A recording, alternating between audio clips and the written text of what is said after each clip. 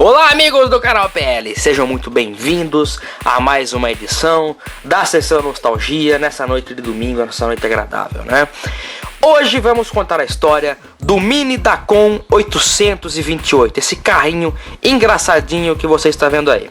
E para começar a contar essa história, precisamos contar a história da Dacon, concessionária Volkswagen, e de seu proprietário Paulo Goulart, e também o Anísio Campos, que foi designer da Puma, inclusive. A Dacon começou a vender automóveis Volkswagen como uma simples concessionária no ano de 1964. Em 1970, ela passou a ser a representante local oficial da Porsche.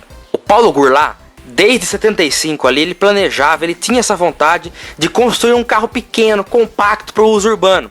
Porém, a falta ali de um motor nacional pequeno, compatível com o carro, acabou fazendo ele desistir ali no primeiro momento da ideia. E aquela ideia ficou na cabeça dele, porém de lado ali. Até que em 1981, 6 anos depois, ele estava ali mexendo no motor de uma moto BMW e percebeu que o motor ali era praticamente o mesmo motor de um Fusca, só que cortado ao meio. Em julho daquele mesmo ano, ele resolveu construir um carro baseado naquela ideia daquele antigo projeto que ele havia tido anos antes, a partir de um chassi de Fusca cortado ao meio, de forma que o banco traseiro ficasse na posição do dianteiro, assim como os Pumas, né? Os Pumas também tinham um chassi encurtado, não tanto, né? Mas ele encurtou o chassi ali de maneira que o entre-eixo ficasse bem curto mesmo. Porque para ele, o carro deveria ter rodas proporcionais ao tamanho. E para o primeiro protótipo, ele escolheu as rodas de aro 10 polegadas utilizadas no Mini Cooper. No freio, ele pretendeu ali no primeiro momento também usar o sistema de freio do Fusca. Porém, ele acabou optando pelos tambores de freio do Gol, que eram menores, né? E ao mesmo tempo em que uma equipe de mecânicos trabalhava para deixar o chassi pronto, uma outra equipe trabalhava na desmontagem de um motor Volkswagen 1300 refrigerado a ar, que foi retirado de um Gol. Eles praticamente partiram ali o motor ao meio. E quando o carro ficou pronto, o carro em si não, né? O chassi ali com a mecânica, o Paulo não aguentou e teve que dar uma volta ali na marginal. E ele ficou surpreso, o carro atingiu facilmente 120 km por hora em razão do baixo peso, né? No dia seguinte, eles realizaram com o protótipo ainda em forma de chassi o primeiro teste de consumo, onde eles conseguiram uma média de 20 km por litro em 80 km, mantendo ali 80 km por hora de velocidade constante. Essas médias eram as mesmas médias obtidas pelo Fusca.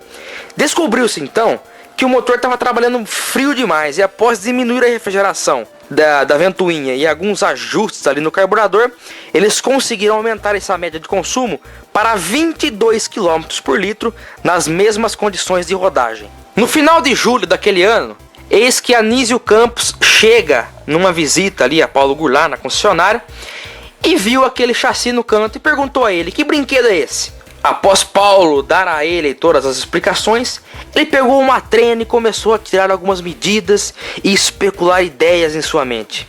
Em seguida, pegou uma folha de caderno e começou a desenhar ali mesmo os primeiros esboços do que seria aquele carro. O Paulo chamou o Anísio e disse a ele: Anísio, eu quero fazer um carro que as pessoas desejem colocar no quarto, conviver com ele, ir trabalhar, passear, viajar, sair a qualquer momento e, sobretudo, se apaixonar por ele. Precisamos de performance, volume e desenho. Pronto, estava tudo explicado. Anísio colocou as mãos à obra naquele momento e logo depois apresentou o 828 Mini Dacon. O primeiro objetivo era fazer um carro que despertasse o desejo das pessoas em tê-lo. O design inspirado no Porsche 928 agradou muito. Sendo assim, o primeiro protótipo, já com a carroceria, começou a ser feito à mão no dia 13 de agosto de 1981. Nessa época, o carro havia sido batizado de 828, 82 uma referência ao ano do carro e 8 o número do projeto, afinal ele era o 8º projeto ali. Na versão definitiva do 828, foi mantido apenas a opção do motor 1600 a álcool gasolina. Então eles retiraram ali o motor 1300 e deixaram o tradicional motor 1600 a álcool ou a gasolina. No interior, todo luxo ali usando o volante do Passat TS. E notem que o painel é um painel exclusivo, porém o miolo ali, o instrumental em si, era o mesmo do Gol, né? No caso com RPM, relógio de horas, o velocímetro até 160 km por hora com odômetro total e parcial, marcador de combustível. Obviamente não havia o marcador de temperatura porque o motor era refrigerado a ar. Esse carro tinha soluções interessantes. Uma delas é que o motor era o 1600 na versão final, como eu já disse, porém com radiador de óleo colocado para fora da caixa da ventoinha. Uma válvula bimetálica comandava um sistema que fazia com que a passagem de ar da ventoinha de refrigeração abria ou fechava, regulando a passagem de ar pelo radiador, de modo que o motor sempre trabalhava na temperatura ideal. Também foi um carro pioneiro na versão a álcool. Foi o primeiro carro brasileiro a dispensar o reservatório de gasolina para partir a frio, graças à instalação de uma vela de pré-aquecimento de motores diesel da Volkswagen. Sendo assim, em dias frios, antes de ligar a chave, bastava apertar o acelerador até o fundo e soltá-lo para armar os afogadores automáticos, ligando-se em seguida a chave de ignição e apertando o botão responsável pelo acionamento das resistências por 15 segundos. Isso já era suficiente para ligar o carro normalmente sem maiores dificuldades. As primeiras unidades mostraram-se um tanto quanto instáveis. Foi aí que eles adotaram as rodas de aro 13, né? Inicialmente eram rodas de aro 10, eles mudaram no início ali e passaram a adotar rodas de aro 13. Essa substituição foi feita de forma gratuita para quem já havia comprado os carros com roda aro 10. Mas curioso que alguns clientes não quiseram trocar as rodas e deixaram os carrinhos com as rodas aro 10, o que torna essas unidades com as rodas aro 10 mais raras ainda. O pequeno espaço atrás do banco era o único espaço que poderia acomodar alguma bagagem ali junto ao step. Os números de desempenho da versão 1600 a gasolina eram um 0 a 100 de 20,52 segundos e na versão a álcool caía drasticamente para 16 segundos. Velocidade máxima na versão a gasolina era de 130 km por hora. Já na versão a álcool era 136 km por hora.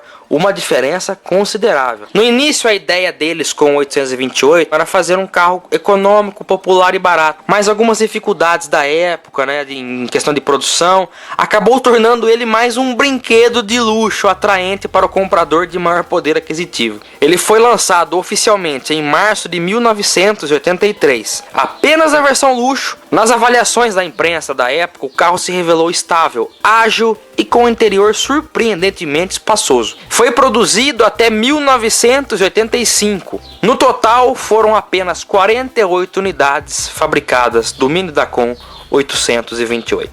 No ano seguinte, Paulo Goulart daria mais um passo e lançaria a PAG, que é um dos temas que iremos abordar nos próximos vídeos, que também deu origem aí a diversos fora de série interessantíssimos.